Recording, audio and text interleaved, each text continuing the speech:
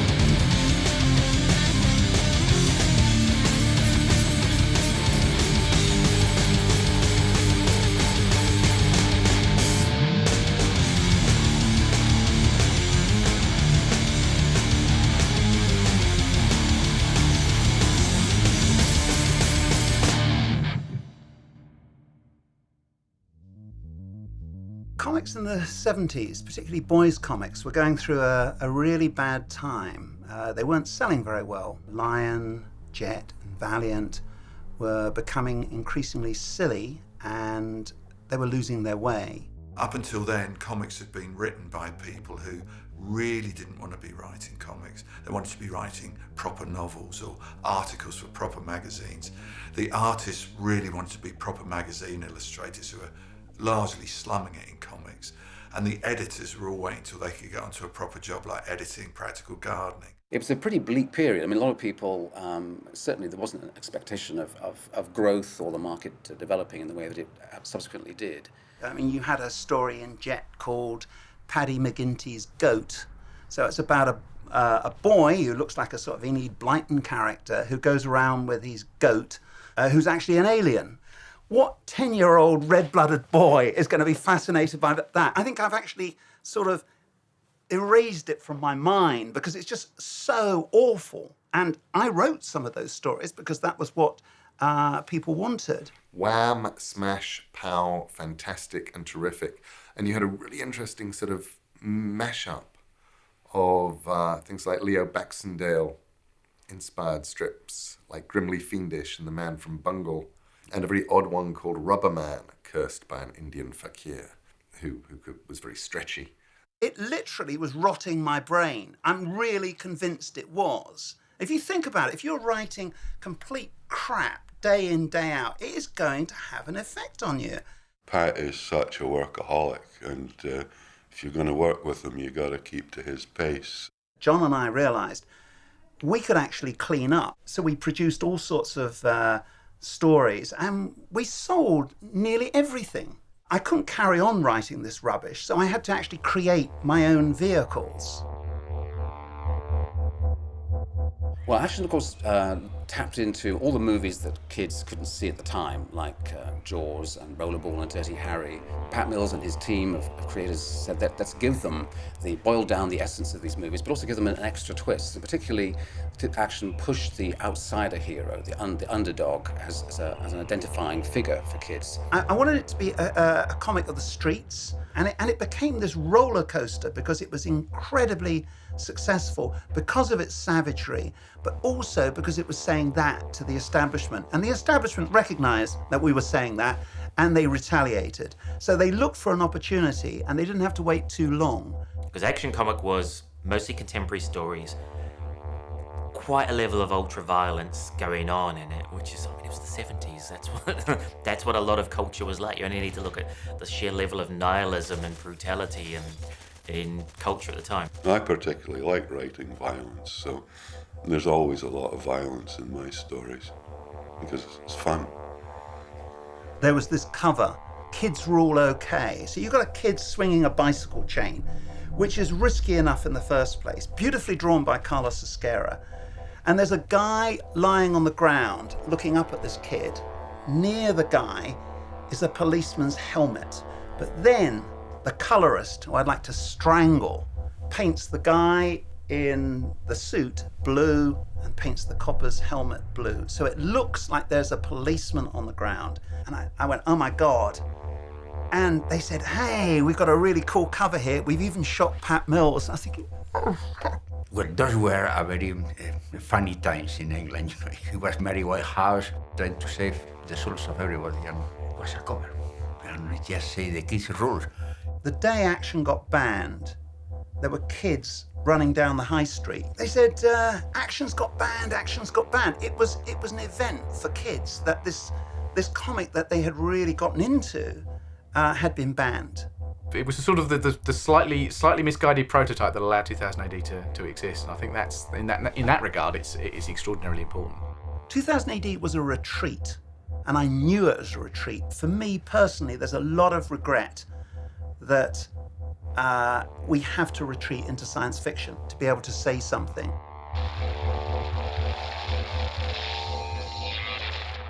What happened was that Kelvin Gosnell had read an article in the Evening Standard which said that Star Wars was going to be huge. But to do a science fiction comic was a very risky thing, because it's worth knowing that things like TV-21 had died, Eagle had died, and there was a reaction from the readers. In other words, they often saw science fiction with some justification as being a bit silly. Pat Mills, really for his model, wasn't looking at America.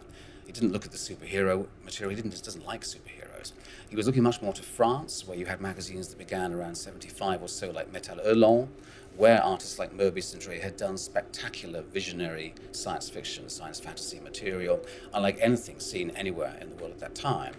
The people that I chose to work on the comic had to have a certain, what should we say, counterculture attitude. We were this gang of reprobates dropped right down in the middle of this totally conservative comic group, which had done things its own way for many, many years. The 2000 AD offices were literally a couple of desks and a filing cabinet in a corner. Pat was full of energy, full of enthusiasm, full of colourful language, which I think again was a bit of a shock to the other people on the floor, but a man of huge enthusiasm. In the building we were hated because we were there to usurp the role of the existing boys' comic structure, and understandably they didn't like it. But the way we saw it was their own fault, because they'd let their comics fall into such a poor state. It wasn't just that we were doing stuff that they didn't like, but we enjoyed doing stuff that they didn't like. The more they tried to push things down, the more I kind of worked against it. And that actually is responsible for a lot of the energy that 2000 AD has, which the readers have responded to and has recycled in so many ways over the decades. Choosing the title for the comic, they had various ones in mind, but the one that came out, of course, eventually was 2000 AD, which in 1977 was 23 years into the future, far enough into the future for IPC to be confident that the comic would definitely not last until 2000 AD. I just knew that everything had to be good, primarily because there were so many people who are wishing us bad, who really wanted this comic to crash.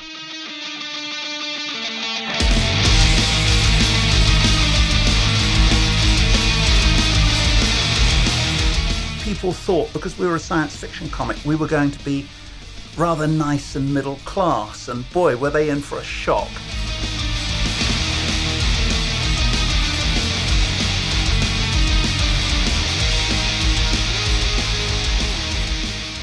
It was dangerous. I was a bit scared about it. I literally feel my brain just going, I don't understand this, what's going on? It was an assault on the senses. For a 9-year-old boy, it was life-changing. It was like you hear 60s rock musicians dropping acid for the first time and having their horizon suddenly explode outwards. Because it was so edgy, you just didn't quite know what was going to happen with it. It took those risks, you know what I mean? And there was a welcoming audience, you know, just busting to have something to relate to. I loved the art. Esquerra and Cam Kennedy and Brett Bolland and Kev O'Neill. They were just the coolest things I'd ever seen. Once I saw 2000 AD, I decided that I wanted to draw comics for a living, so I've totally got 2000 AD to thank or to blame, I'm not sure what. To me, it was just this small little independent thing that kicked ass, and so I felt like I could really identify with what they had going on. I'm buying it for Halo Jones, the glorious, twisted social commentary of Dread, and for the madness and the glory, and for DR and Quinch.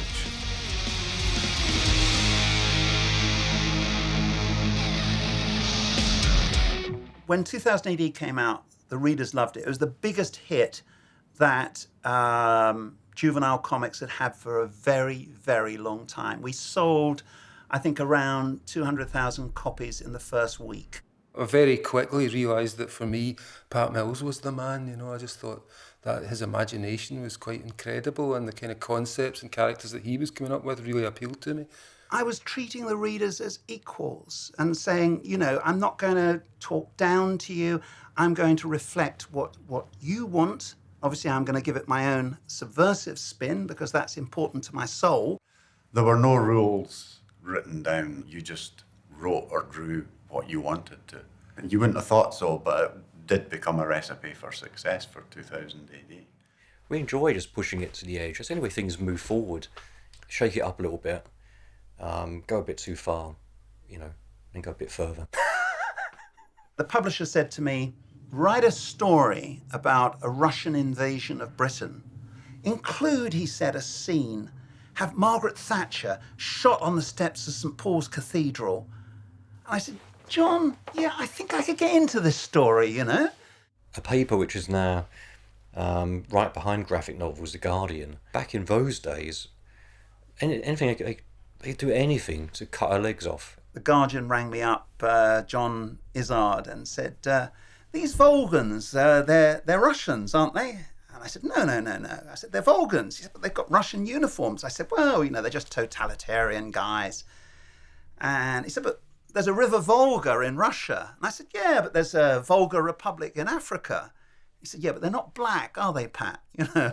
There was a tabloid backlash to that it did have a political element to it, and that it was, is this what our children are reading? But of course, if you're launching a new publication, to get slagged off by the tabloids is a wonderful thing. And very quickly, the age range for 2000 AD started, older people started to read it.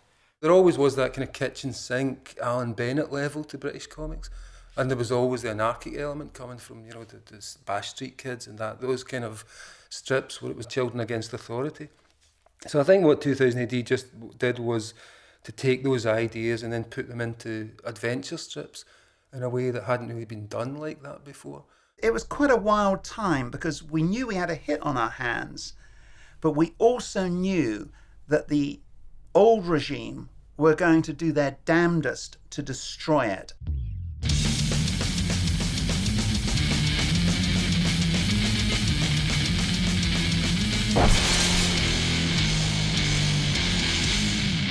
I do believe that punk was a sort of a motivating factor with 2000 AD. It had that sort of violent, satirical edge. Punk existed in 2000 AD, and it's not exactly that it led me to the music, but a certain kind of wanting to smash things up. Pat had a character called Judge Dredd, who was an occult detective, and we didn't feel the story was working. So I said to Pat, well, that's a great title for the story, A Judge. Carlos came up with this absolutely astonishing character and this incredible city. And I was just like, my God, where has this come from? The helmet, it was based more in the kind of hood of a medieval executioner. The eagle is also a symbol from the US. The eagle also has been a symbol for all the fascist states, the Roman Empire, the Germans. To our dismay, John hated it. He said, guy looks like a fucking Spanish pirate. I'm not writing him. I made the first the story. I established the clothes, I established the bike, I established the city. They never published that story because it was considered at those days too violent. Carlos also backed away from Dredd because he got a better offer to work on a character for Battle. And so we're left with this character that's kind of emerged from these two very talented individuals, and they've both walked away from their creation. Doesn't matter what they say, that's what happened. And to our astonishment, Mike McMahon came out of the woodwork and was actually drawing in this kind of punk equivalent of Carlos. I thought, wow. Instead of asking me for another one, or maybe they don't have time, I don't know. But then they published the first one, it was from Mike McMahon. And even they asked him to follow me very, very close. So I feel angry, I really feel, like cheated.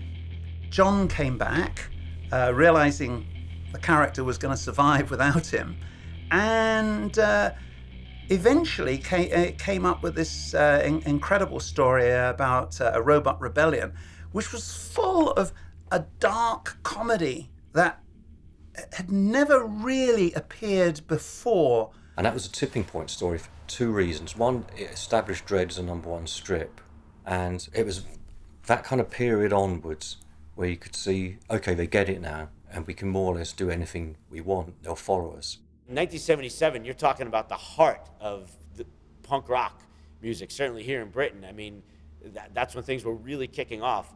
And here they come with a guy that's basically like, fuck all that punk rock left-wing shit. I'm really punk. They created a character that would have killed everybody in real life that was involved in punk rock music. To come out with something like that took a lot of balls, and to me, that's what punk is. The magic of Dredd is it was one of the very few places where you were absolutely allowed to have your cake and eat it. It could be the thing that was being commented on while also being the commentary. Judge Dredd was based on Margaret Thatcher. Dredd is a fascist. And the more fascistic we made him, the more right-wing we made him, the more the readers loved the character. We were driving it further and further towards the edge. The good thing about Dredd is that he does have a strong moral code, albeit not one that we would necessarily agree with. Yeah, okay, he might kind of work for a semi-fascist state or whatever, but he's actually a good guy. And he's a massive, massive mass murderer. If you add up all the people Dredd's killed over the years, you just look at the Apocalypse War, at the end, which is just like one of the best Dredd moments. The soft judge says something along the lines of, "You can't do it, Dredd, my people." And Dredd just pushes the button and says, "Request denied." And you just kind of go, that's amazing. Dredd said very little, but what he said felt to the point and accurate, and you kind of trusted him. You felt in a safe pair of hands. When I was writing a Dredd story, I'd write down every factor. The two main ones were Dredd as hero, but the absolute main one was Dredd as villain. Within the context of the action of reading a Dredd strip, you have to read it literally. You have to kind of be willing to say, yes, I'm on the side of the judges. Even as you watch them summarily executing somebody for having sugar in their house or whatever. I'm continually surprised by people who I meet and who write to me and say, "Oh yeah, man, Judge Dredd was so influential in me growing up." Yeah. That's shortly after they get out of prison. That there are people out there who see Dredd as an actual aspirational vision of how our world ought to be policed. I'm a bit alarmed about that, to be honest with you. That's largely where the whole democratic storyline sprang from. No reader could think, yeah, go get him, Dredd. When Dredd is saying to the husband of the dead terrorist, let this be a lesson to citizen, democracy is not for the people. And you think only John Wagner could write that, and only Judge Dredd could say it. Over the years, the consistency of good writing and great artwork in Judge Dredd makes it just one of the major comic book creations of all time. Yeah, I wrote a fucking song about Judge Dredd.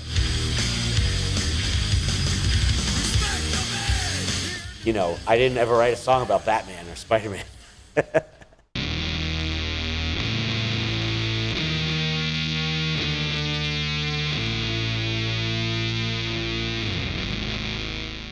All my craziness I was actually getting from 2000 AD. I mean, I would hear people talk about Enter the Dragon outside the arcade on holiday, and they got it on Betamax and stuff, but never see it. But this was happening every week. One of the big appeals for me for 2000 AD as a child was the fact that it was insanely violent. We don't call it violence in comics, we call it action. There is still a lot of violence in 2000 AD, and there always has been. It's always been pushing the limits of what it could get away with. So that started from Prog 1, and it's been like that ever since. The really early stuff that Pat put together, like things like Flesh and so on, were just full of the most horrific ways a person can die, being tossed into flesh dozers and eaten by dinosaurs and giant scorpions and all this kind of stuff. And it was just insanely violent, and that's great, because when you're 8 years old in 1977, you can't get that anywhere else. Action had given comics such a bad name that they were looking really, really closely at everything we were doing. Things had to pass through all these kind of censors, and our excuse that, hey, it's only robots are getting their legs blown off, we didn't always get away with it. We had someone pickled in a large jar of vinegar, and the managing director decided that that was going to encourage children to put their brothers and sisters into giant jars of vinegar and pickle them. I don't know if you remember the Nemesis story where he stabs his wife. They get married, he stabs her. When that appeared in the original comic, you saw his sword going in. It wasn't coming out the back. Well, I did the sword coming right out of the back with the blood going. Hey, do you want to show these kind of things, or do you want to just have everything like Enid Blyton or Walt Disney? I love horror. I love violence in movies and comics. I love watching Jackass and seeing people getting kicked in the balls. Why? It's funny. I don't know. There's something marvelous about it. I think if you do it well and make it fun to look at, and not just a load of people kind of with their fists up grimacing, because that is always boring, isn't it?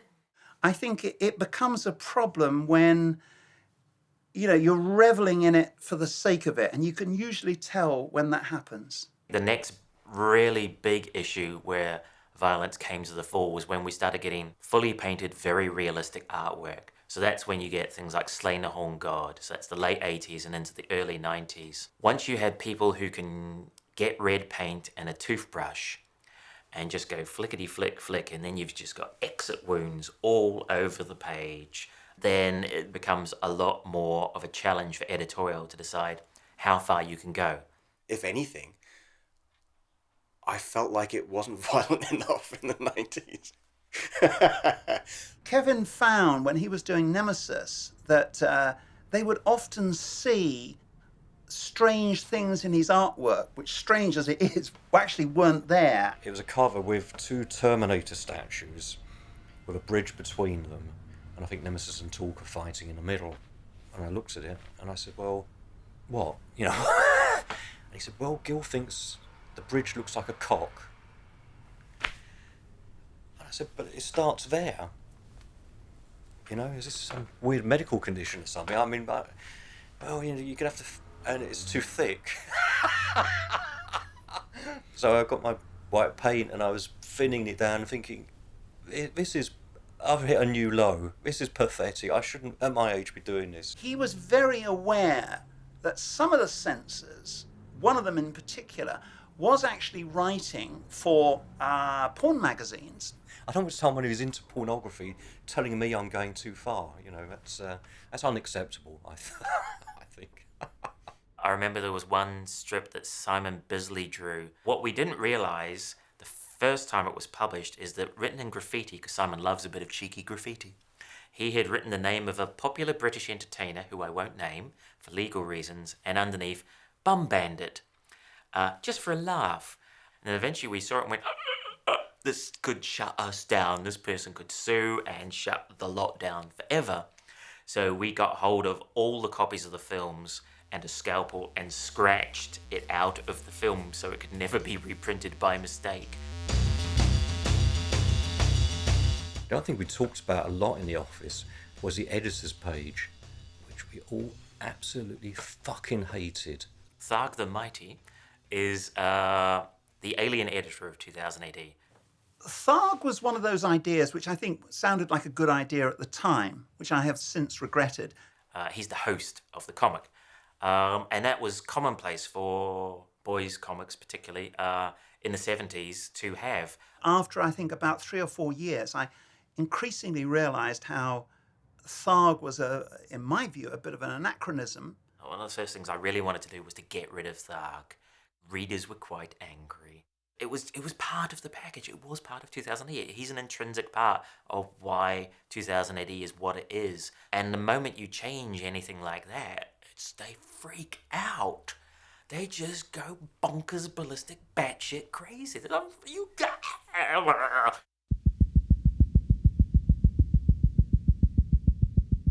The multiple levels of reading are what make 2000 AD work. I'm quite sure at a certain age, if you were, say, 8 or 10 or something, you'd just like things blowing up and guns and etc. and action. And you wouldn't necessarily pick up on all of the other levels of meaning. It was very sneaky.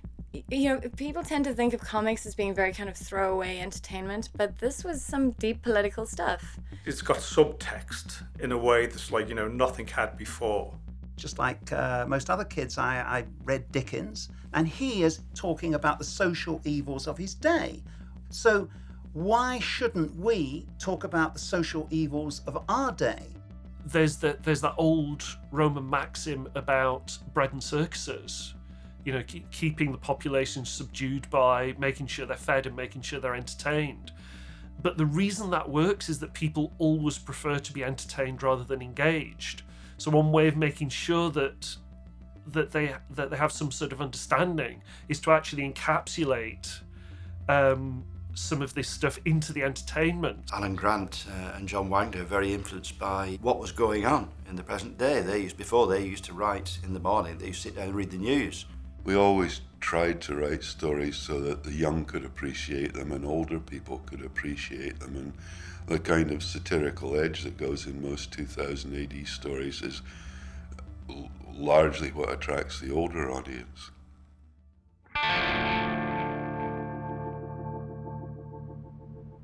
John and I went out of our way to make Johnny Alpha a repressed character because he was a mutant, and the normal people of the time, whipped up by politicians, hated mutants. So he was very much a second-class citizen in the world that he lived in, and bounty hunting was the only job that was open to him and to other mutants.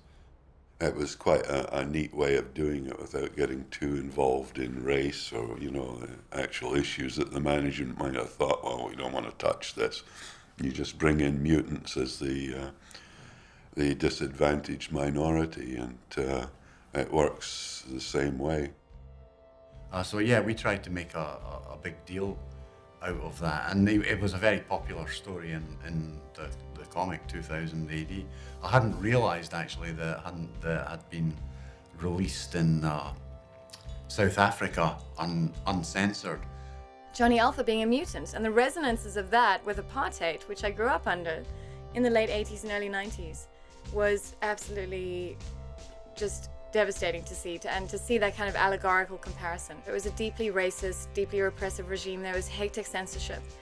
And it was interesting how people managed to slip around that. To be able to explore it in inventive storytelling, that was really exciting. It does seem to be very important to a lot of people. To me, it's sort of just a job, and a pleasurable job at that. But when you hear what effect it has had on people, it makes you think. People were engaging with politics, with social circumstance, with poverty, with segregation, but in a really fun way. And it didn't feel like watching the news. It got around that whole issue fatigue. And the other place that, you had that same demand for intelligence and that same weird and wonderful sense of humour was with Nemesis, the warlock. Nemesis is a catharsis for a Catholic childhood. The aliens are the good guys, and all the humans, the whole human race, are the evil bastards. The human empire is run by Torquemada and his Terminators, and they are the most extreme combination of racists and the Catholic Church. Pat's stroke of brilliance was having the real life Torquemada as a basis for our Torquemada, and Pat's Be Pure, Be Vigilant, Behave, which ended up on the Berlin Wall. Somebody had written it on the Berlin Wall years later, which absolutely delighted us. Nemesis the Warlock is clearly about xenophobia of different kinds, xenophobia and racism. And it's all kind of very, very broad brushstrokes, but I think it is great that that kind of stuff is dealt with on some level. Even if it's as simple as hating people is bad, that's actually quite a good message to get across. The good thing about the story is we side with him against the humans, don't we? Because the humans are all fascists. I think Pat did some amazing stuff with that. They had one bit where we had Torquemada giving this amazing speech where he's talking about the human race, said we're all white men now. This is at the height of the National Front and things like this. And it was also the height of apartheid. With Kevin, he was drawing such astonishing things that there was really no need to direct him in any way. I like movies that are big, and I like science fiction films and the Ray Harryhausen stuff, like people being dwarfed by statues and so on. And you can see it in Nemesis, where I could finally let rip, I could finally do what I wanted to do. The horns, the cloven hooves, everything is a medieval devil figure. And, when you think of it, if in the future, if he's the enemy of the human race and everything, he is somehow the devil. But the readers loved it. They loved it. And we couldn't go too far, it seemed. We just couldn't go too far. What becomes plain in the later books is that he's taken his war too far. And in the end, the difference between Nemesis and Torquemada is shown as being next to nothing. They both end up just trapped endlessly in this cycle of hate, one no better than the other, which I thought was a fantastic ending. But again, it doesn't actually give you a sort of comfortable moral conclusion that good prevailed. It doesn't even tell you what good was. You've got to explore real themes of good and evil. That's a particular obsession of mine. I think because having grown up in the 50s and 60s, where a lot of people were presented as Mother Teresas, and by my personal experience, they were anything but. Nuns, priests, monks, you name it. And they were all, for the most part, frauds. Not one rotten apple in a barrel. They were all rotten to the core. There are times in your career when you get a bit of a platform to be able to say what you want about something that really moves you or really angers you. And I think that if you decide not to do it at that point, well, you're going to, what the hell are you doing this thing for? Because it was talking to kids and presenting the images in such an appealing way that it was actually getting through and turning us all into a generation of anarchists. It was kind of like the kind of slightly bad kid in class going, take a look at this. Never mind doing your homework, take a look at this. To encourage young people to question authority is no bad thing. You should always ask questions and why, and just don't accept things as they are. Don't accept the status quo. I think it's good for kids to have those blinkers torn off at an early age, frankly, and grow up prepared for how messed up the world really is. Sometimes those lines between a good guy and a bad guy are really blurred. Very early on, it pushed those questions into my brain. But it's definitely still there. You can see it in the stories. Rob Williams' Dread story from a year or so ago, the one with the gay club, I mean, that caused so much hoo-ha, and it's just think, well, what is the problem with that? But it was great because it was just like, it's sticking a stick in a wasp's nest and stirring it up. Maybe parents might disagree, but I certainly think you should be giving kids the opportunity to understand that there are alternative viewpoints, and that maybe the stuff that comes through the TV and the newspapers might be mediated a lot more than you imagine as a younger child. And to see that kind of material being confronted and being dramatised was always very exciting.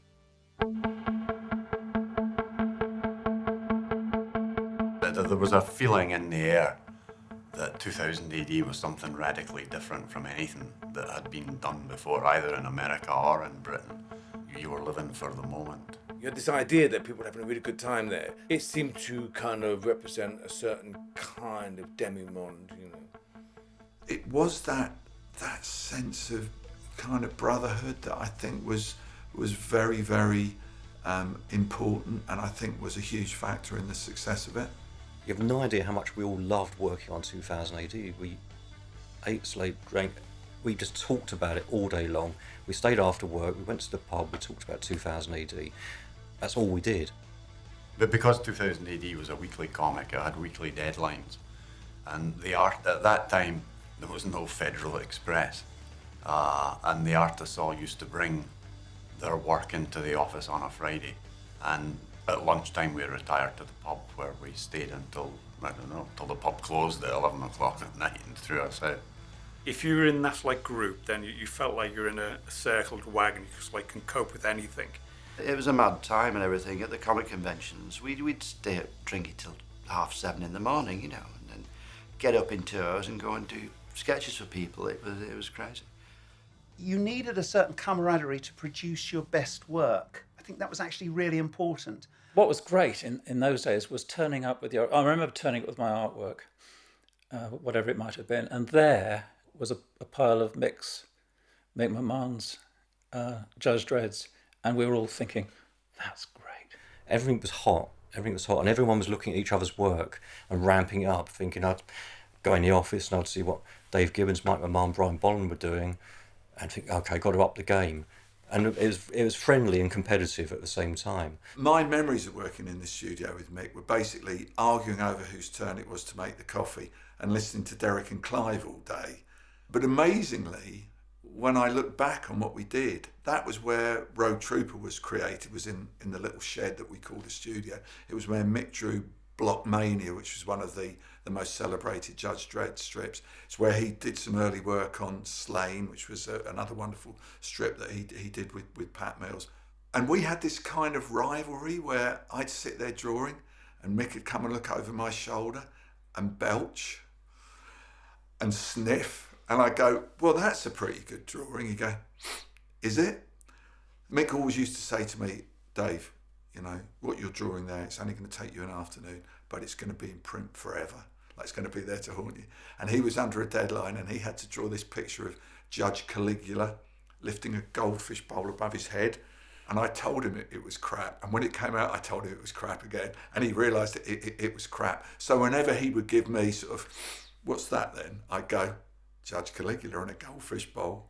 I think it's one of those rare cases where you could transfer the joy and enthusiasm actually in the office and in the freelancers and in everybody working to do the best they possibly could. We transferred it directly to the readers. It was important that we did a good job, but it was something that we were having fun with. It just felt like being on a really, really good team of friends. 2000 AD has always been a bit of a boys' own club. These were comics for boys, made by boys, really, and we didn't know how to write about women. Most of the stories were about men, and there really weren't often even female sidekicks. And I didn't really notice that so much growing up as a kid, but I think it was those stories which did feature the female characters which I was most drawn to. For some reason, a lot of women didn't seem to work on boys' comics. And I don't know why that is, because clearly J.K. Rowling has written The Adventures of one of the most popular boy characters in the world, and if she wrote a story for 2000 AD, it'd be huge, I guess. But it didn't attract women writers and artists in the way that maybe now it's broken down a lot, Comics, there's been a boys' club for a lot of years, and even now it's still something that's kind of, there is still work to be done. I think some of that comes from the corporates at the top, the big corporate bosses, and what they think people want to read about. We still see so many heroines, specifically in superhero comics, just with giant tits and not much personality, and they're actually interchangeable. You could change her costume and you wouldn't be able to tell the difference. I've found often that if you try to represent, all that tends to happen is that people point fingers at you and say, how dare you write from the experience of something you'll never understand? And I get it all the time, but I still keep trying to put diversity into the comics. But really, honestly, it's been nothing like a flail. People just get mad at you for doing it, and then they get mad at you for not doing it. I often worry when there is a sort of very deliberate policy to try and do something like, sort of either include or exclude women, as an example. Why not just write stories? The first point we realised I'd be the first female writer of Dread. It certainly wasn't when we came up with the idea, but when it was commissioned or just after we'd pitched it, we thought, hang on. It's become this almost a vicious circle. There aren't comics for girls or women, so they haven't tended to read it, so therefore it hadn't occurred to them to create for that. For me, I never thought I'd write Dread. To be completely honest, it never occurred to me. And equally, if you look at something and you see nothing that reflects you, if you're not in it, then you think, well, then I don't exist, or I don't belong in this world. When I did the GlasgowCon a couple of years ago, and I was on a panel, and afterwards, all these women came up to speak to me, all these girls came up to speak to me, and I thought, you've just not seen a female creator on a panel, and maybe you just needed to see someone to think, maybe I could do this. And it does help. It does help to know someone else is doing that, and being able to see them and being visible. I would love to see more women working for it, because there is tons of creators out there who would absolutely give their eye to work on it. So I think, if Tharg were to employ a few more, then I'm sure that would go down very well. Halo Jones was very much a story about a girl, and an ordinary girl. In a slum future world, it was really just about her life. And it expanded from there, and that was really amazing to see how it expanded. She ends up in a horrific war zone, and what that does to her is just horrible. But it was all from a very feminine perspective, and that was fascinating to see. If you create something that is iconic enough, nobody else can finish it. And I just remember feeling honored one day when I was chatting to Alan. I said, what would have happened? And he took a couple of hours and told me and Dave McKean the story of the rest of Halo Jones, all the way to the end, when she, as an old woman, keeps going out and keeps going further and further out and walking away from things and what happened. And, there were tears in my eyes at the end of Halo Jones, and I was imagining this beautiful Halo Jones and just thinking what a huge tragedy it was. It didn't get finished because Alan chose to walk away from working conditions that were essentially archaic. He has said that he would, he had it all planned out, and he could do, I think he had another 6 books planned, something quite astonishing amount planned. And I think she was going to end up, the last book, it was going to be her whole life. I'm possibly the most gutted that it's not going to see the light, and if I could actually persuade him to just write it just for me, then I really would, but I don't think he's got the time. Had Alan finished Halo Jones, I think that completed Halo Jones would have actually been one of the first great comics. It would have been up there with Watchmen, it would have been up there with V for Vendetta, with Dark Knight, the things that we talk about when we talk about comics. Halo Jones should have been one of them.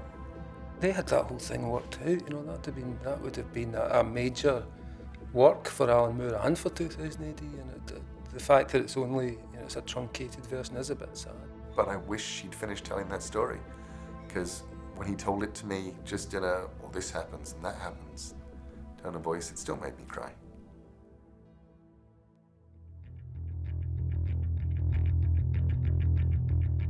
Comics have got a terrible history for treating people really, really badly.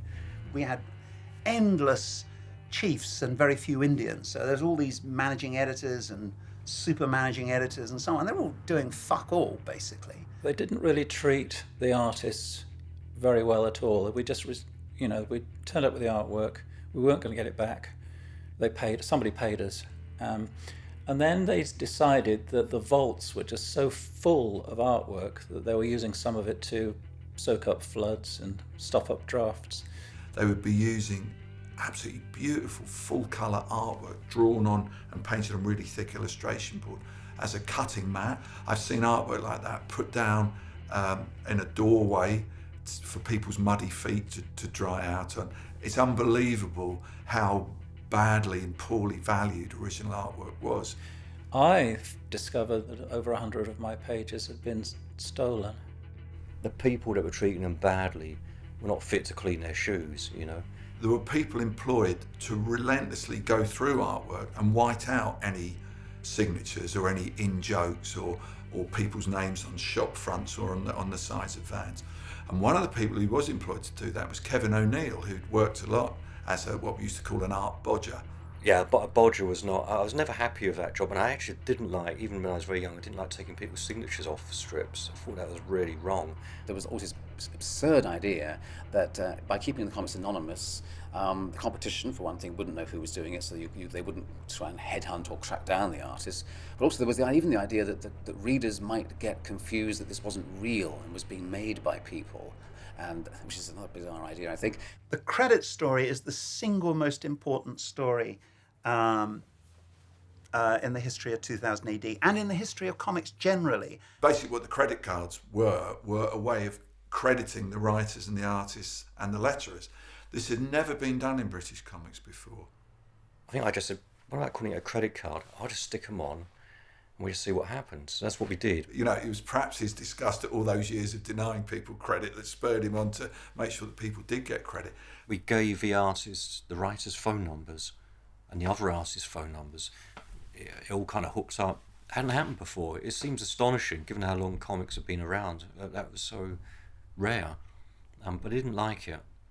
I knew it was bad news, but it probably was bad news, because we all compare rates. And The publishers were obviously against giving credit because they probably realised the way things could go if you could put a name to an art style and thereby make the artist into a commodity.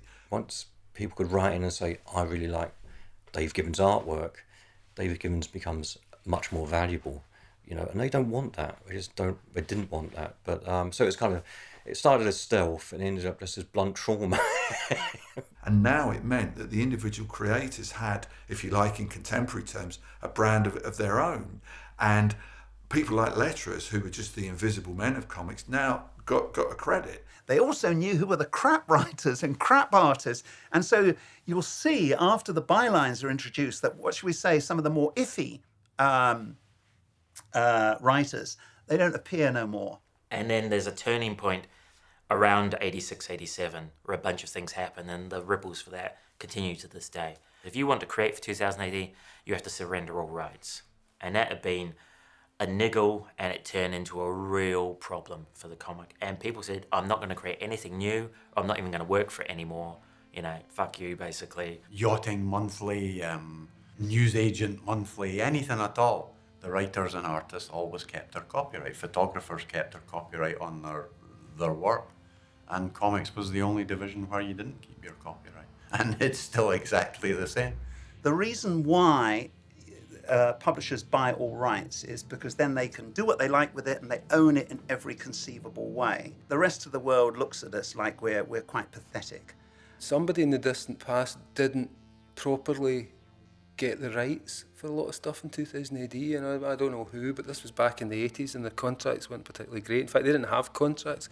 When you received the cheque, there was a box on the back of the cheque which said that I understand by cashing this cheque I give up all rights to copyright in this character or in this story. If you didn't fill in the box that said you were giving away your copyright, you didn't get paid. Hang on, you mean I don't own any of this at all? And people will be going, well, surely you knew that when you got the thing. There's a little notice on the back of the cheque saying, by the way, we own all this and, fuck off. Didn't actually say we own all this and fuck off. That's me paraphrasing the legal But the legal was, we own all this and fuck off. If you don't own your own material, you're just treated like dirt, you know, and they can take your beloved characters off you because they're not your characters now. They say they're their characters and give them to anybody. Somebody was reprinting 2000 AD stories for the American market, and I noticed some of my stories got reprinted. I discovered that actually you didn't get paid if your stories were reprinted. That was the point where I thought, you know, I think I'll stop working for 2000 AD. A lot of creators don't create new strips for 2000 AD now. People have worked for it in the past, you know. Getting the likes of John Wagner to write a new strip and surrender the copyright 2000 AD, why would they do that? You know, I know I've kind of held stuff back thinking I don't really want to give this away just yet. You know, could I write a novel out of it? Could I pitch it to Image or Vertigo or something like that? So I think people have held stuff back and probably are sitting on, you know, a lot of decent material. Yeah, there's an alternate world in which they sent me a quid for the Future Shocks and a copy of the magazine it was in. And I went on and created some kind of, you know, Neverwhere would have been a 2000 AD strip or whatever.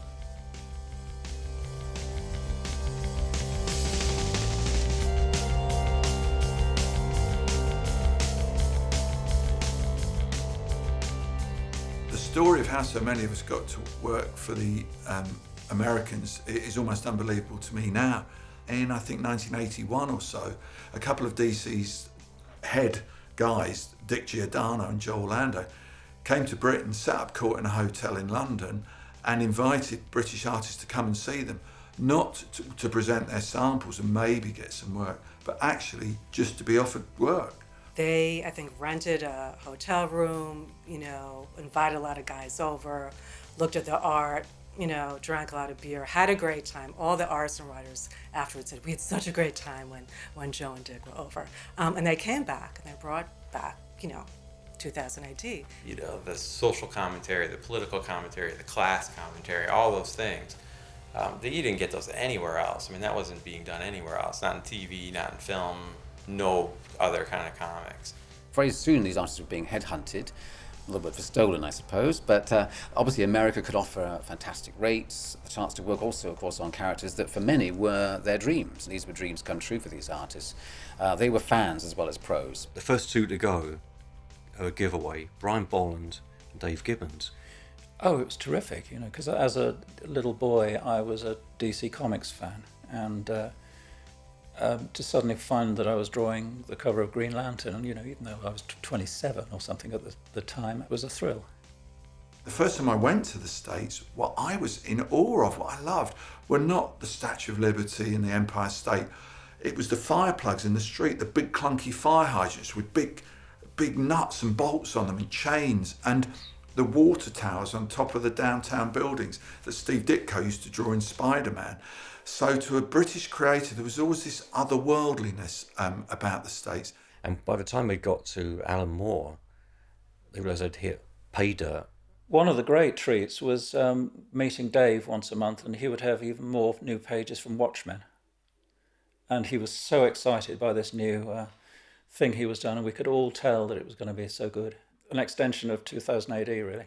What Alan and I were able to really let loose on was the outsider's view of superheroes and costumed heroes. Much though we loved them, we were a step back. We could question them a bit. We didn't take them as gospel. We could see the wood for the trees. And Dark Knight was roughly the same time as well. And suddenly everything changed. Because they hit big, those books. They hit mainstream big. The intellectual level and the level of narrative ambition ramps up in comics dramatically at that point, and everybody wants to be doing that sort of thing. So 2000 AD figured that they wanted to get involved in this and try and come up with a superhero, which is something they'd never done before, so it had to be specifically 2000 AD. And just fortunately for me, I happened to be the apprentice who'd now reached the end of his apprenticeship. And they came to me, and I loved that stuff, so I'd been working on my own superhero story called Zenith since like 1982. You had a future Western, you had a future cop story, you had a future war story. But Zenith was about 1988, and it was about Britain, and superhero comics that I'd read had never been about contemporary Britain before. I would almost say like Zenith was the most exciting thing I had seen fictionally since Star Wars 10 years before. I think he was one of the first, really, of the new type of superheroes. You know, you see them everywhere now, the media brat type superhero who's constantly on TV, but nobody had done that before. Superheroes were guys who came and saved your cat, you know, and at best they would save the galaxy or whatever, but Zenith just wanted to shag page 3 girls and drink, and he just happened to have superpowers. And I figured, honestly, if I had superpowers, would I go out and fight? No. You know, and as Zenith says in the strip, he says, well, you don't ask Daley Thompson, who was a major Olympian at the time, just because he's really tough and strong and fast to go out and fight crime, do you? So why the hell are you asking me?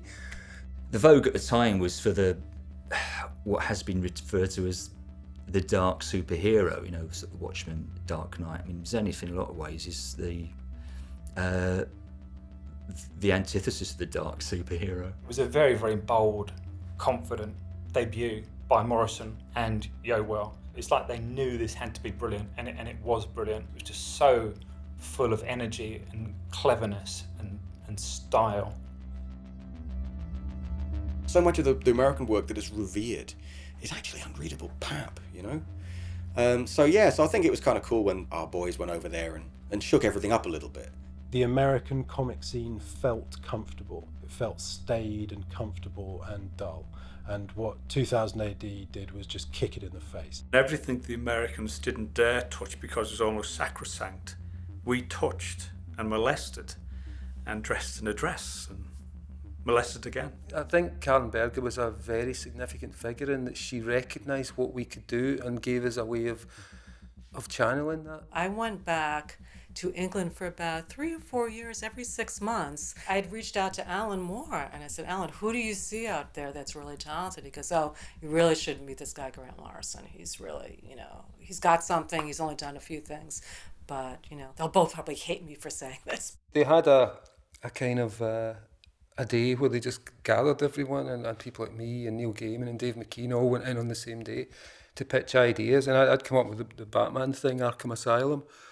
And on the train down, I'd also thought something to do with this old Animal Man character that they had lying about that I'd liked as a kid. So I went in and pitched these 2 projects and just sold them straight away, you know, even though Karen claims she couldn't understand my accent. Clearly that's how you do it, just go in and go, and you'll get a job at DC. So it turned out where I went to England first sort of to be as an ambassador of DC and a talent scout, I ended up editing so many new projects with UK writers and artists. There was a really great response from comics readers and comics retailers. I think at the time it was known as the Karen Berger books or the Karen Berger line, which I thought was actually completely accurate. My vision for Vertigo was to let's make a home where creators can create their own material and have a stake in it and just, you know, take comic, you know, to different levels. There wouldn't be a Vertigo if there wasn't 2000 AD. The subversiveness, the anarchy, the rebellion against authority all came through to Vertigo. Arguably, Vertigo Comics is the closest in American comics that you would get to 2000 AD, or certainly a lot of 2000 AD creators that have gone on to work in the American market. Often Vertigo is their first sort of port of call.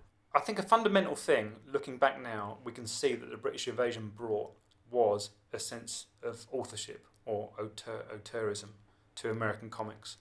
Yeah, you could really start talking about stuff that you really wanted to talk about. You didn't have to self-edit a bit, or you didn't have to couch it in metaphor, as you might have to do in a 2000 AD. You know, you could let loose a bit more. There were 2 DC comics I then read obsessively. One was Swamp Thing and the other was Watchmen, but it was Alan Moore that pulled me there, and that's why I read them. And frankly, that's why they were good. Alan was the first writer that people started following, the writer. And comics people mostly were really, you know, I guess back in the 70s or 60s, 70s, were following artists.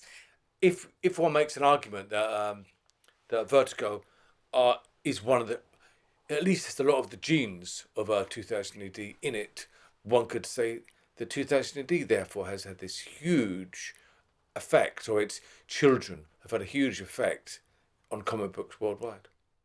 So many of these writers went on to write, you know, they might have started off writing at Vertigo, you know, but they had became some of the top superhero writers.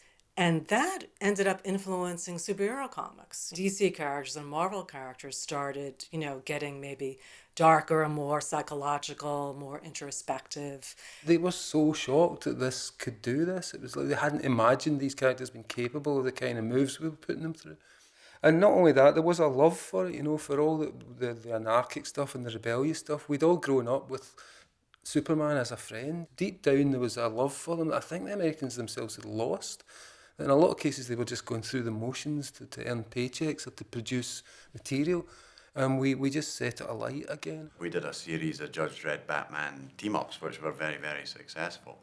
And the difference between the two came out in that, because there was no room in Dredd's worldview to accept the concept of justice, and there was no room in Batman's worldview to accept the concept of obey the law or else, Batman is built on a premise which is inherently, I think, problematic. A white billionaire deciding to spend his money on military equipment to carry out a war on crime, which is because his parents died, which doesn't really ever stop crime at all, because he doesn't want to stop crime, because he wants to keep fighting crime. Whereas at least in Judge Dredd, that premise is questioned. So there is a kind of... The problem in Judge Dredd is never far from the surface, where in Batman, I think it is held away. Americans trust heroes. The English would not be able to give Superman that sort of glorious crown that Americans give him of, yes, you can go off in your lovely suit and your wonderful flappy cape and you can fight for truth, justice in the American way and you can represent us. Then you discover that actually they spent 50 years molesting small children and you just sort of go, I don't want any part of this hero thing. So, and I think it's that, in some ways, that's the giant engine that drives 2000 AD, because one of the wonderful messages of 2000 AD is do not trust your heroes.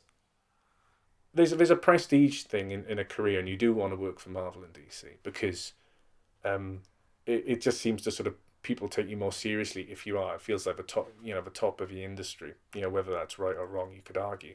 When Dave Gibbons and Brian Bolland first left for the States, I said to John Sanders, the publisher, I said, you're going to lose them. These are the two of the greatest artists we have on 2000. And he said, well, what can we do? We lose them to America. It's like, no, you've got to fight back. You've got to say, hey, why do we have to play poor relation to America? I really object to that. Well, once you've lost Brian Bolland, you've lost Brian Bolland. That's it. He's really never going to come back. And I think the staff could see the writing on the wall. Oh God, this is really, really bad news for 2000 AD, because then it becomes a shop window. If you got a chance to shine in 2000 AD, you would get noticed by America, so it created this kind of Simon Cowell-ish, ascent tube through which we could reach America, and it was a bit of a shame for 2000 AD to be treated that way. I remember being quite rattled because I still had a very paternal attitude towards 2000 AD, and I thought, God, this could really destroy us. It became a sort of a career path, and I'm definitely guilty of falling into that mindset. I definitely felt, yes, I've taken that next step in my career from 2000 AD to America, tomorrow the world. Basically, we were nursery slopes for Vertigo, and so if I found a new artist, I'd think, right, how long have I got him before he gets pinched by DC? And that was life from 87 onwards, was 2008 became your apprenticeship. Even with contracts and royalties in place, people still wanted to go and work for America, go to the San Diego Comic-Con, go to New York Comic-Con. It was all much more glamorous than, dowdy old 2000 AD still stumbling along. Pat recoiled from the American, he seems to have a thing about not wanting to go to America. It's quite important to him to stay working for Britain. 2080, you've arrived. You don't have to go anywhere from there. If you want to, that's fine. But to use it as a stepping stone, I think is quite questionable. In other words, well, I'm just doing this story so I've got something to show someone else. I don't think any publication appreciates being used in that way. But the truth is, ultimately, the American stuff was making more money for us. And to a certain extent, it was a lot more fun to be able to grab Batman or the Justice League of America and do things with them for a much wider audience. I think it made American comics a lot better, and it made 2000 AD a lot worse.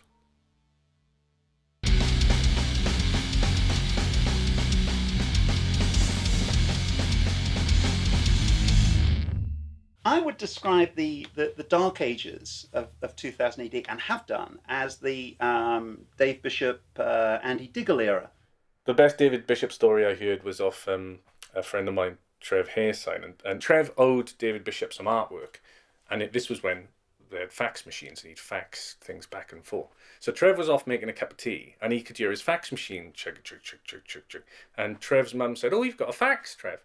And she goes over to the fax machine and pulls out a sheet and it says, "Where are my pages, you cunt?" I was an arsehole in a hurry, effectively.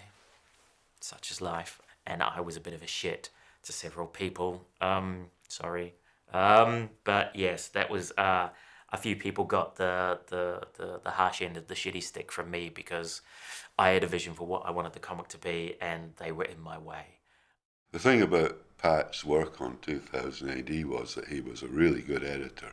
In the 90s, that fell away. They just didn't have that standard of editorial control. It had an identity crisis in the 1990s where it didn't know who it appealed to because the old audience was drifting away, was, I suppose, growing up.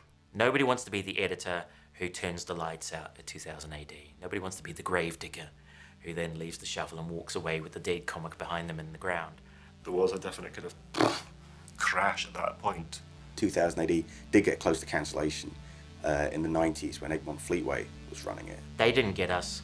We didn't understand anything they wanted to do. And on every year was another salami slicing exercise, trying to do better with less, with idiots in charge. Obviously, it was a very worrying period because I think everyone was convinced certainly I was convinced we only had a few more months of a job left. You know, sometimes when things are struggling, those decisions aren't the best decisions because you're a bit desperate, you know, and that to me, that kind of time reeked of the title being a little bit desperate and not really selling what maybe its owners thought it should. At one point, 2000 AD tried to be all things to all people, and you know, and just diluted itself, and became crass and very, very shallow, and frankly embarrassing. And the publisher thought that the way to fix this was to find a completely new readership and bring them in from outside, which seemed completely wrong-headed to me. They were trying to appeal to this laddish, loaded reader kind of mentality, which I thought was, you know, a really terrible idea. We only saw the ads for the first time when the proofs came in and they were just about to send them. And they were two of the most offensive things I've ever seen in my life. Me and David Bishop were arguing with the marketing manager, our boss, basically the publisher, over these ads, and pointing out that it was not only was it not going to win us a new readership, it was going to alienate the one we already had. Please, no, don't do this. This is going to backfire. This is everything we are trying not to do. And then the ads ran.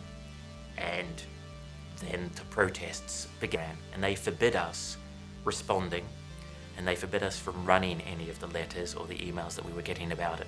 So we just had to sit and just sort of have pies of shit thrown in our face.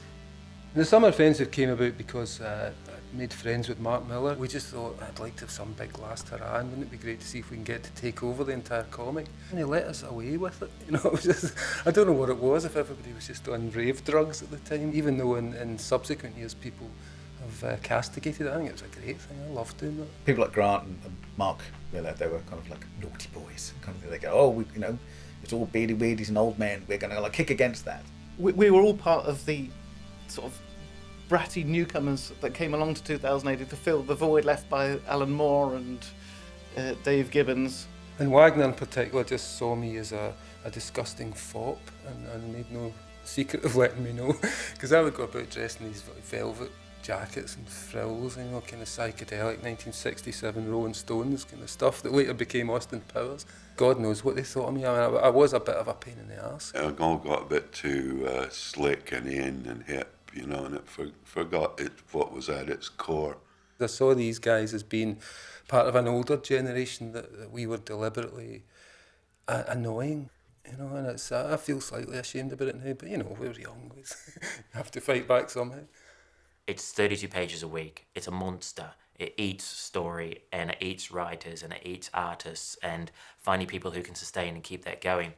And as editor, your first priority is, I must fill the pages. Your second priority is, I must fill the pages with something worth reading. Let me see, we did, oh, this is my fault, this is entirely my fault. We did a strip called The Space Girls. Shudder, shudder, the shame. Carry that one to my grave. That was just a bad idea. We did Blair 1, where we turned Tony Blair into the Bionic Man, the $6 Million Man.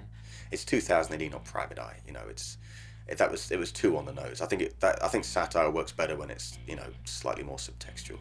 There was a point where we seemed to be getting a legal letter every week, which was quite daunting. Every week it was like, oh look, lovely thick parchment envelope, lawyer's name in the top corner, the firm of Bastard, and Fuck You Limited. Oh God, here we go again.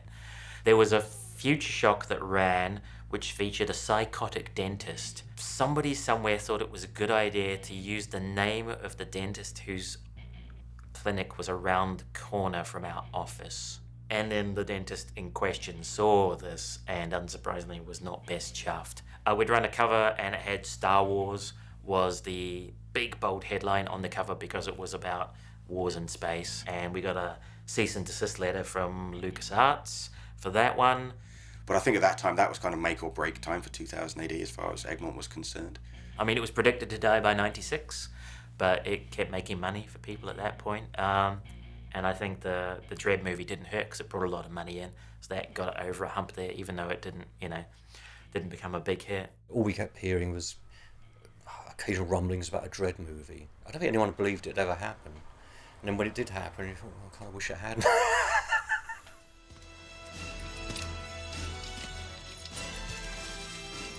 Because there was a whole bunch of folks from today's AD and types kind of all went to this big showing in London. Everyone came out and was going, oh, brilliant, great, oh, fantastic, oh, it's all on the up now.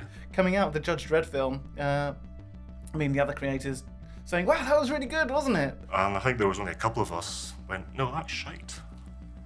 That's just shite. Oh, no, it'll help the comic. And no, it's shite. I just wish somehow, like, John Wagner could have said, no, you can't do this to my character. Sylvester Stallone as Judge Dredd is the worst idea ever. I can remember me and my two daughters being the last people in the cinema waiting for our names to come up on the screen, and they were there right at the very end in tiny lettering, which to me was a calculated insult because I wouldn't help them in the development of the film. But then they wouldn't pay me to do that, so I thought, sod you. The problem is that after 10 minutes, he takes the helmet. It's like if in a Superman film, he was all the film dressed like Clark Kent. But if you're a well-known actor and you're going to play Judge Dredd and your agent says, hey, I got to see my boy's face. The plot was all wrong.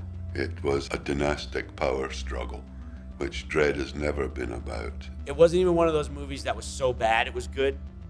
It was just terrible. It was terrible and a disgrace and an insult to great writing and a great character and a great idea and an insult to any fan that has ever read a Judge Dredd comic. You know, Dredd doesn't translate so well to America. Certainly both movies didn't really get any traction in America at all, and I do wonder whether that's because Dredd represents an element of America from a British point of view. Maybe the world's just not ready for that. Trying to adapt anything for television is difficult enough when you're remaining true to, or trying to remain true to the story that you're developing it from. But it becomes much more difficult once various executives, managers, secretaries, and everybody else have got their fingers in the pie. You've got these hundreds of character universes, all this potential. Surely some of this can be activated and turned into films or video games or whatever.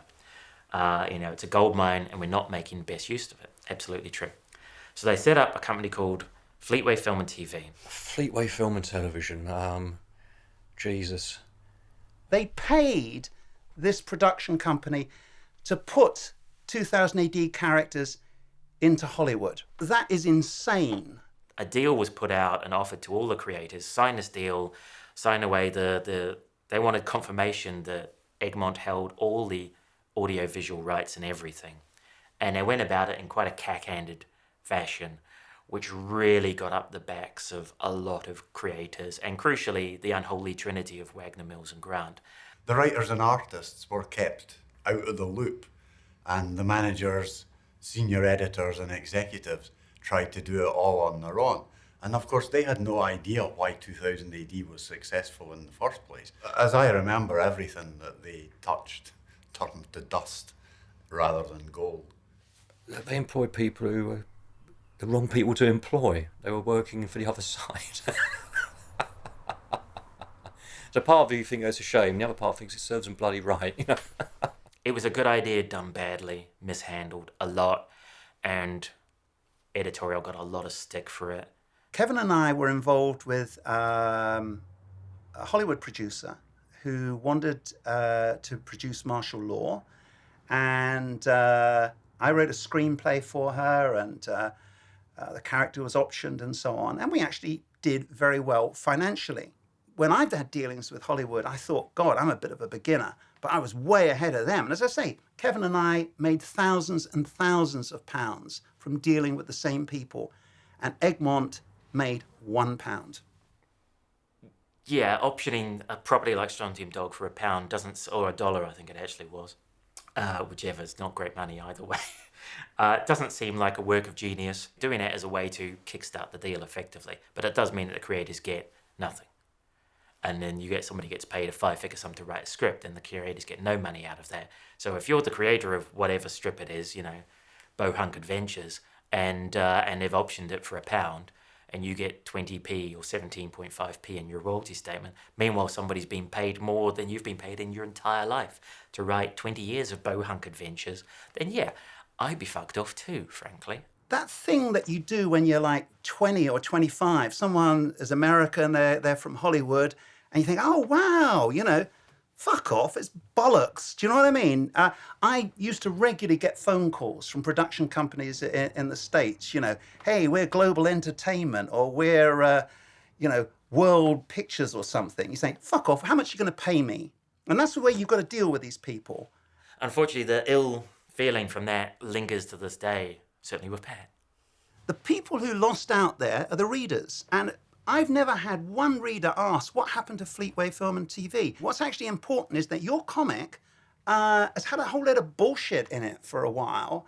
And as a result, all that money, which could have gone into reinvesting in characters, it could have gone to writers and artists, even editors as a bonus, was just frittered away. Fortunately, thankfully, Andy Diggle turned up as my assistant. I hired Andy in, and he said, what are you doing? You are betraying the soul of 2000 AD, and he was right. I knew 2000 AD. I'd been reading it for 15 years or something by this point. And so I had quite a strong gut feeling of what I felt the comic was and what it should be and what it could be. And also, to a degree, I think how it had lost its way slightly in the 90s. The famous catchphrase that he sent out to everybody when he took over, which was the shot glass of rocket fuel. That's what he wanted to do to 2000 AD, was to turn everything up to 211. I doubt very much any of us as creators have still got a copy of his original circular. I certainly don't have it because I would have used it either to burn or as lavatory paper. And the first thing I did was to write like a mission statement for how I was just explaining to all of the creators. I sent it to the writers and the artists, but also letterers, colorists, all the creative talent. It basically said, you're all crap and I'm the new broom, so I kick ass. That's basically the summary of it. And instead of being addressed to Dear Pat or Hi Pat, here's my thoughts, it was marked Mills. I'd experienced what can happen when Pat doesn't like something and disagrees with a decision. And in the office, it was known as a Mills bomb. In the old days, it used to be a letter or a package that he would send. In my day, it was usually a phone call. Basically, being on the receiving end of an hour-long harangue where you're kind of holding the phone like this and sort of your hair's being blown sideways. When Pat's not happy, he lets you know. You suddenly think, hey, that's my child you're fucking with. And suddenly realise, actually, I'm quite angry about it because it is something you've created. You have to let it go, but you don't want to see it disabled. You don't want to see it run over, and you don't want to see it wearing stupid clothes or something. I mean, I can speak my mind, and Andy can certainly speak his mind, and Pat loves speaking his mind, and him and Andy did not get on at all after I left. At all. I didn't want to replace Pat, But at the same time, I wasn't really happy with the work he was doing, and I certainly wasn't happy with our working relationship. But he is, credit where it's due, you know, obviously hugely important to the history of 2000 AD. It's not about bearing a grudge, but I think it was such an awful period. It does need recording, and hey, you know, it hasn't been recorded up till now.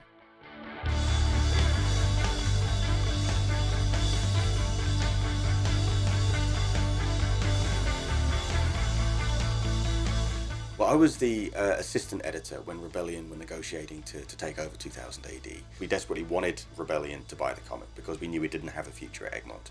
Egmont had only bought 2000 AD as part of a job lot of other children's titles, including the Disney titles, and they simply didn't understand that an adult readership bought 2000 AD, not because of a plastic toy in the front, but because it was fucking good. We managed to convince the owners that they had a comic book that wasn't really very valuable to them, would be quite valuable to us, but not that valuable, and we'd take it off their hands. Rebellion bought the comic and signed the rights over, and I became the editor of 2000 AD. Suddenly it was a complete change. It was a new publisher and a new editor. So that was great for me because it was kind of like a clean sweep. I finally got the power I had craved all these years. The key thing was really, it was a rescue mission. The policy really was to sort of stabilise, but like hospital actually, stabilise the patient first, and then work on getting the patient better. But you don't want to work on getting the patient better until you've stopped the bleeding and you've noticed that there's a bit of bone sticking out of their elbow, and that's got to be put back in. Instantly, I've got a boss who is a fan and wants to build it back up again instead of tear it down. They've actually, for the first time in their entire history, actually had a publisher who's valued them as a property. It's pulled in and become a really tighter ship. They've focused on their audience. They know what people want. The last few years, I genuinely believe, and nothing to do with my involvement, but the standard of work that's been in there is really, really exciting. You look at people like Henry Flint and Disraeli, and you just think there's, I think, world-class artists working in the comic. The freedom to do what you want gives me the freedom to relax and just to have a good time with the artwork. You know, I don't feel restricted in any way, and that's a wonderful feeling. You've also got a very kind of interesting new generation of writers coming up, and you've kind of got a willingness to engage with change as well. It's just got such a brilliant formula. It's just seamlessly bringing these new things in, keeping the old stuff rolling along, and not trying to reinvent itself. I think as soon as you try and reinvent yourself, you're probably in trouble. They've worked hard. You know, they've built up their IP. They've worked hard. They've really pushed it, and I think that's what it's needed. And the movie has really helped. The second Dredd movie, what really comes over is that everyone concerned with it really believes in it. It's true to them, and they're burning with it. Control. Paramedics to my GPS. Multiple wounded and bodies for recycling. Andrew MacDonald said he believed he could get hold of the rights of Dredd, and would I be interested in work on it? And I immediately said yes. And I said yes quite aggressively, sort of like, do not talk to anyone else. I want to work on this. He listened to things I said. He didn't always comply with them, but at least he listened. And I think what we got there was a much truer reflection of Judge Dredd and his world. I was determined to present something that was authentic and true in spirit to what Wagner had created. And thankfully, I found an amazing collaborator in Alex Garland. I decided, I made a kind of conscious decision, is I'm going to think of myself as one of the artists. Esquerra and Ron Smith and Mike McMahon and Brian Bolland all draw Dredd their own way. I thought that gave me license to be like one of those guys and have some freedom. I love the new Judge Dredd film. I feel like it was made for me personally. It's really fucking violent. Like, it's Judge Dredd the way Judge Dredd's supposed to be. Carl Urban was great. He had balls enough to say, I'll play this character and never see my face through the whole movie. The film has garnered a real kind of cult-like status and a cult following, and I couldn't be more proud of the film that we've made.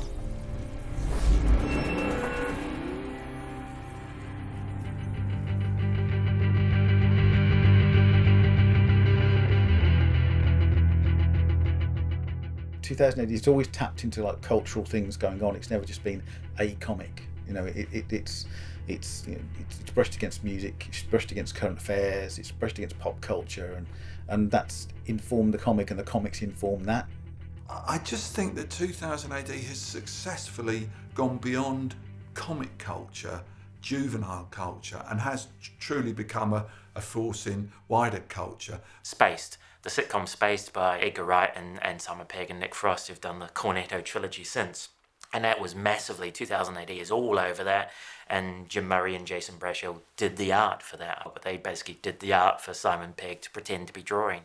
We take for granted now that so many Hollywood movies, there's so many science fiction movies out now at the moment, are going to, in many ways, have the look of 2000 AD, that kind of lived-in, destroyed, threatening, oppressive vision of the future, which is so associated with 2000 AD, unmistakable, really.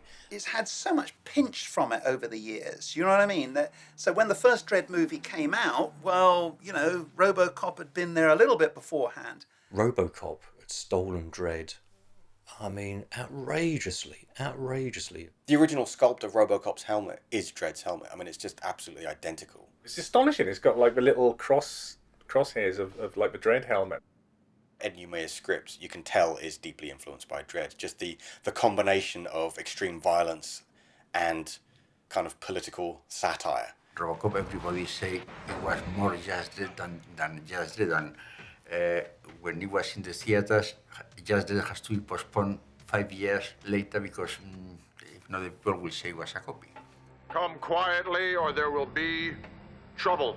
How on earth did they get away with it? I don't know. Maybe it's all fair in love and war. You know, they got there first. Paul Verhoeven identified it and did a far better job than they did on a Stallone Dredd. Far better job. You know, he got it. 2000 AD starting in 1977, whether they admit it or not, has influenced a lot of people. I mean, they've read it. A lot of people say, no, I never saw that before we come up with such and such a character. Yes, you did. There's a Blood Rain, which is basically, it bears a stunning resemblance, purely coincidental, I'm sure, to Mark Harrison's version of Durham Red. Gosh, what a surprise. Even Transformers is a bit more like ABC Warriors than it is like Transformers, but it's not enough like ABC Warriors to be as good. The film critic Alan Jones approached me and he said, they've made a film of one of your comic stories.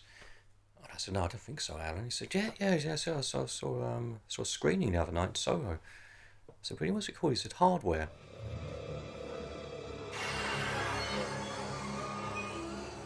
At the time, I thought this is ripped off from a Future Shock that I've read, called Shock, with Kevin O'Neill artwork. So then I start getting phone calls from lawyers telling me if I don't sign off on Hardware, I'll be sued. And I thought, oh man, you know, this is typical, isn't it? You get, you know, no respect, you get no money, and you're going to get sued as well, even though this is something you've not even seen. And then I remember afterwards there was some controversy about it, and the director of the film had to admit he'd taken it straight from a Future Shock. It was very, very close. But there was no hard feelings. I didn't feel badly about it because, as usual, we were all treated like scum. Anyway, didn't really matter. Good luck to Richard Stanley and his film. It's probably, I think it's seen as the first 2000 AD film, which is a bit silly, really, because it was completely unofficial. I'm kind of envious of these guys in the media who've taken sparks, or certainly been inspired by sparks of 2000 AD, and they bring their own creative forces to bear, and they can develop it so much further. 2000 AD has probably on some level influenced everything I've ever written. 28 Days Later was very 2000 AD, really, because it was cheap and it was homegrown, and we couldn't do everything as big as anyone else, so you do it more aggressively than anyone else to compensate for that. Making the zombies run. That sensibility to make them run, that comes from 2000 AD. That's a 2000 AD approach to a zombie movie. On our last record, there's a track called Machine Gun. And I completely direct that back to 2000 AD. It's like the wasteland of, you know, the Blue Planet the Rogue Trooper was on. My first movie, 10 Crimes, some people say this is like a Twilight Zone episode. And I think to myself, this is like a Future Shock story. If I didn't read Chronocops back at the time, I would never be the director of 10 Crimes. In that specific panel in Chronocops in which two guys are hidden, but you don't see them because you're reading the text. When that same panel gets repeated, but you are following the people in the background, you're reading the same panel in a totally different way. That's, for me, is maybe one of the biggest influences in 10 Crimes. I storyboarded a film called The Book of Eli, which was a post-apocalyptic thriller starring Denzel Washington. And when I got the script, the first thing went through my mind was, yes, this is my chance to put the cursed earth on the screen. See, it's amazing. 2000 AD, you find out these people are 2000 AD fans, and then it all totally makes sense. 2000 AD has itself now become part of that pop culture from which it quoted all those years ago. So I think it's to be expected and perhaps lauded that 2000 AD now will be one of the things that's quoted by other forms of pop culture. It just feels like the rest of popular culture has caught up with what 2000 AD was doing 30 years ago. There's definitely an influence to, you know, the Batman movies, to the, you know, Superman movies, the X-Men movies, even, you know, like the Iron Man movies, whatever. There's a dark tonality to a lot of it. Warren Ellis was a huge fan of Dredd growing up, and then he does The Authority, and Mark Miller took a lot of the tones of The Authority into writing the Ultimates for Marvel. Then they end up making the Marvel movies, and suddenly, you know, you got this tone of Dredd and the Apocalypse War and everything, and it filters its way down through the mainstream. Whether the movie makers are directly influenced by 2000 AD, they don't even know that they are, but they are. It's like the influence of Heart of Darkness, novel by Conrad, becomes the film Apocalypse Now. More people have contacted Apocalypse Now than Heart of Darkness, but the influence is Heart of Darkness if you trace it back, and I think that's probably how it works with 2000 AD.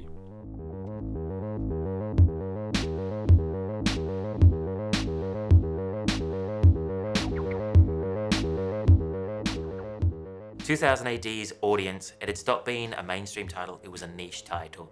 And once you just relax and embrace the niche and go, okay, so these people love what we do and they're going to keep loving it, and most of them will stay loyal to us. And you give them what they want, but also what they don't realize they want yet, which is the real trick in commissioning new stories, is giving them what they don't realize they need or what they don't realize is missing from the package. They've stuck with you this long, they'll keep going till they're in the ground themselves. So on you go.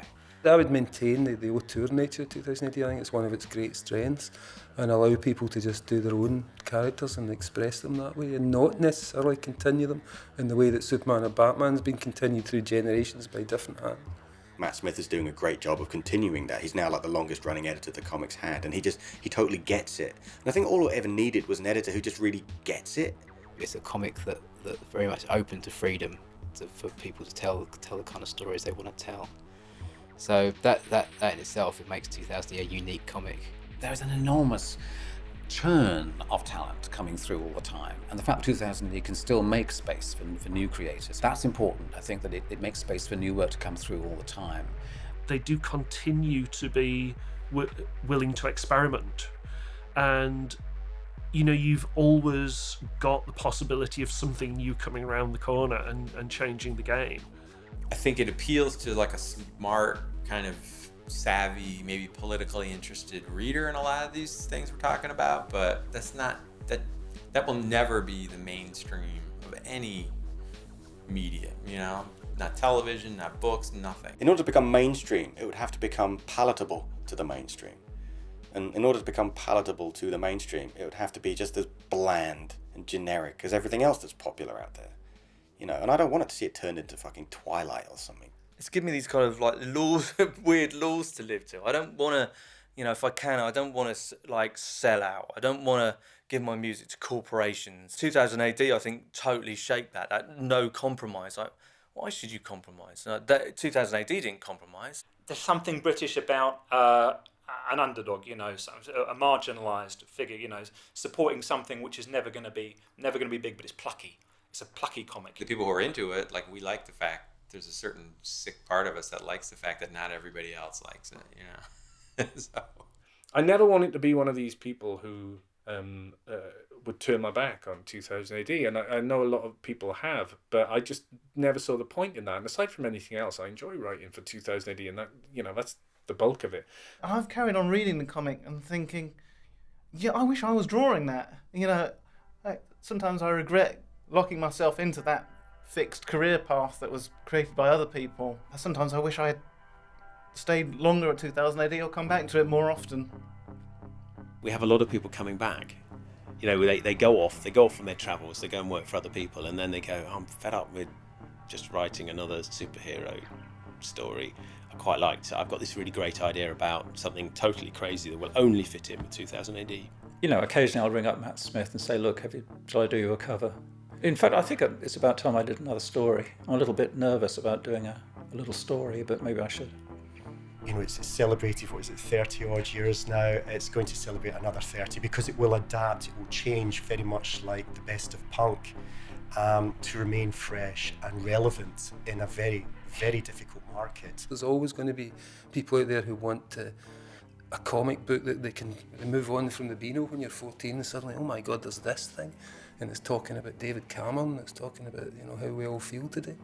And now you're left with licensed comics and 2000 AD. It's a very odd state for what was once, you know, probably the greatest comic business in the world. Pat's still working for 2000 AD. It's like he never left. Even if something awful were to happen to it, it's going to carry on in some shape, form or another, because it's come too far to say, okay, we'll just pull the plug on this and just forget about it. But it's still there. It's lasted. It's absolutely lasted. Equal didn't last half as long.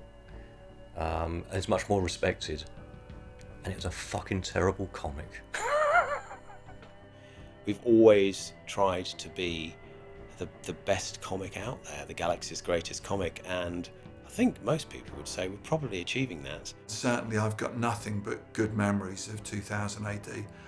And I met some people who to this day are friends of mine. It was a lucky break for a lot of us.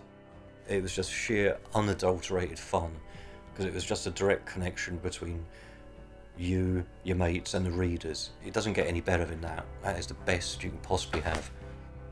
Working for 2000 AD, I am doing the job I wanted to do when I was 11, and it's as good as I thought it would be. If I wasn't writing for 2000 AD and wasn't working in comics, I would still be buying 2000 AD. It just gets better and better. Can't believe it. I am a lucky lad. Just something that has always been in my life, really.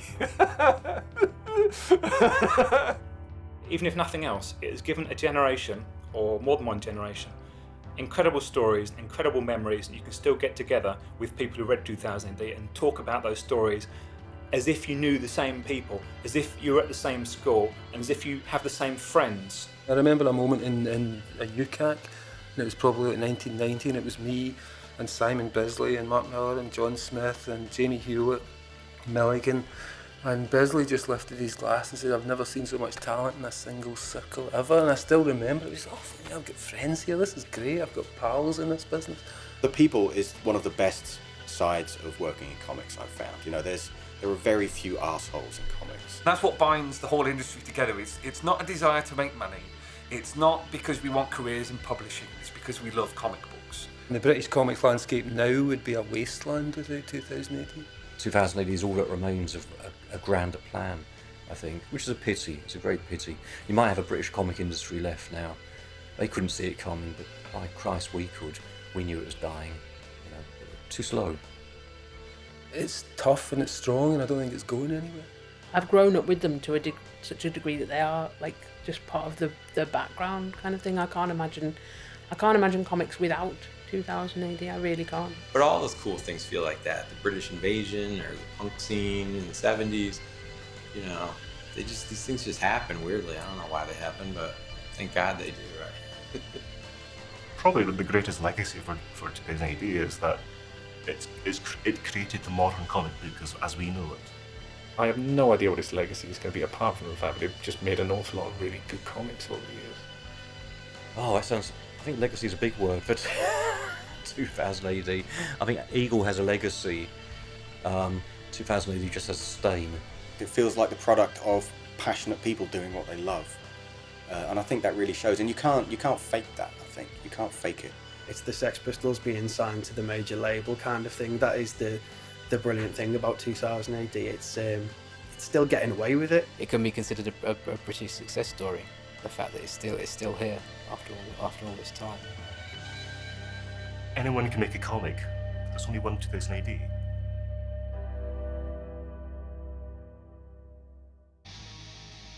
If Pat Mills hadn't had the courage and guts and crazy enthusiasm to put 2000 AD together against the odds, really, then we wouldn't have 2000 AD. So I think we owe him a massive debt of gratitude. Fuck off. Leave it alone. We got it right. You don't know what the fuck you're talking about, so just piss off.